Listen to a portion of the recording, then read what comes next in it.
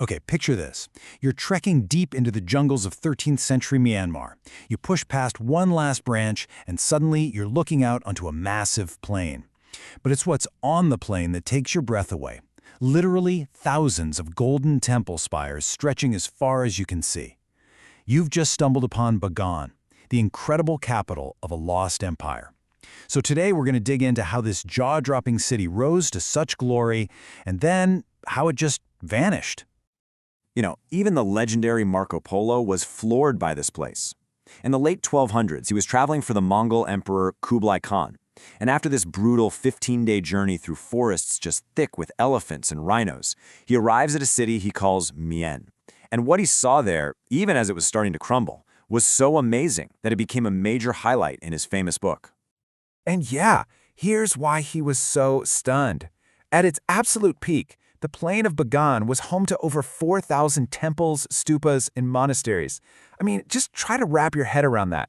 It was one of the most incredible religious landscapes the world has ever seen, all built over centuries as this huge testament to power, to wealth, and just this unshakable faith. But here's the twist. By the time Marco Polo got there, the city was already kind of falling apart. People were leaving their homes, temples were falling into disrepair. And that brings us to the big mystery we're tackling today. How could a city this grand, the very heart of a powerful empire, just collapse so completely? Well, the answer is a pretty wild story of faith, finance, and one really fatal flaw. So to solve this thing, we've got to go way back to the beginning to figure out how Bagan got so powerful in the first place. It didn't just pop up overnight.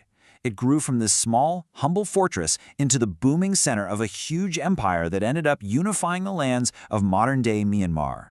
Right from the start, Bagan had all the right ingredients. Its location, tucked into a bend in the Irrawaddy River, made it a natural fortress and a superhighway for trade. And the soil? Unbelievably fertile, thanks to river silt and volcanic ash from nearby Mount Papa. This meant they could get 2 huge rice harvests every single year. All this amazing potential was just sitting there, waiting for one great leader to come along and put it all together. And that leader's name was King Anuratha. Now, he wasn't the first king of Bagan, but he's seen as its true founder. This guy was a brilliant strategist and just totally relentless. He took what was a regional power and forged it into a true empire, kicking off this incredible golden age of wealth and non-stop building. Anuratha's reign was just a blur of action. First, he grabs the throne in this super dramatic duel on horseback. Classic. Then he locks down his borders, building a whole network of 43 forts. And then comes the big one. He conquers the southern port cities, which gave his landlocked empire crucial access to sea trade. But maybe his most important move was reforming the state religion, pushing for a stricter form of Buddhism. And that one act, well, it would change absolutely everything. And here is where our story takes a seriously ironic turn. See, those very religious reforms that Anuratha put in place, and the intense devotion that came with them, would actually plant the seeds of Bagan's own destruction. The empire's greatest cultural achievement was about to become its biggest economic weakness. As the historian Michael Ong Thwin put it, the very things that made Bagan so powerful and prosperous ended up turning on themselves and bankrupting the state. What started as this huge blessing became a curse. So how on earth did that happen? It all came down to this idea of religious merit. Basically, to get a better spot in the next life, everyone, from the king himself all the way down to a regular farmer, donated like crazy to the Buddhist church. They built temples, they gave away gold, silver, and most importantly, they gave away their best, most productive farmland. And over a few centuries, these donations started to add up, with absolutely devastating results. By the late 1200s, a mind-blowing 63% of the kingdom's usable farmland was owned by the Buddhist church. And here is the absolute kicker. All that land and all the money it made was completely 100% tax-exempt. You can see where this is going, right? This created a massive economic black hole. While the church was getting richer and richer, the king's treasury was shrinking year after year. The state was basically being starved of the money it needed to run the government, fix roads, and most importantly, pay for a professional army. The entire empire was being hollowed out from the inside. So we come right back to that central idea. Bagan's incredible religious piety created a system that just couldn't last. The very engine that fueled its amazing cultural achievements was also the engine of its economic collapse. The state was either unable or just unwilling to take that wealth back. The empire had become a hollow shell, just waiting for a little push. And just as Bagan was at its absolute weakest, broke, overstretched, and vulnerable, a new and frankly terrifying threat shows up on its northern border. We're talking about the unstoppable armies of the Mongol Empire, led by the grandson of Genghis Khan himself. And the showdown was just a total mismatch. On one side, you've got Kublai Khan, this brilliant, calculating Mongol emperor.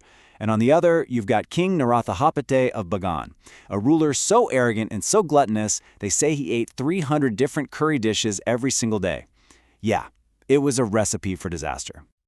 The end came fast. Kublai Khan was busy with other wars, so he just sent a message asking Bagan to pay tribute. Naratha not only refused, he insulted the messengers. So when the armies finally did clash, Bagan's force of war elephants got absolutely destroyed by the speedy, disciplined Mongol horse archers. As the Mongols got closer, the king just panicked. He fled his own capital, completely abandoning his people. And the empire, with no leader and no real army left, just shattered into a million pieces. So what's the big takeaway from the fall of this incredible civilization? What lessons are hiding there in the crumbling temples and the silent, empty ruins of Bagan? I think this is the most important point to understand. The Mongols didn't really conquer Bagan, they just gave it that final, decisive shove. The real damage, the internal decay, that economic bleeding caused by centuries of tax-free donations, that had already hollowed it out. The empire just collapsed under its own weight the second it got seriously tested. Centuries later, when the writer Somerset Maugham visited the ruins, he saw them as this powerful reminder that even the greatest empires don't last forever.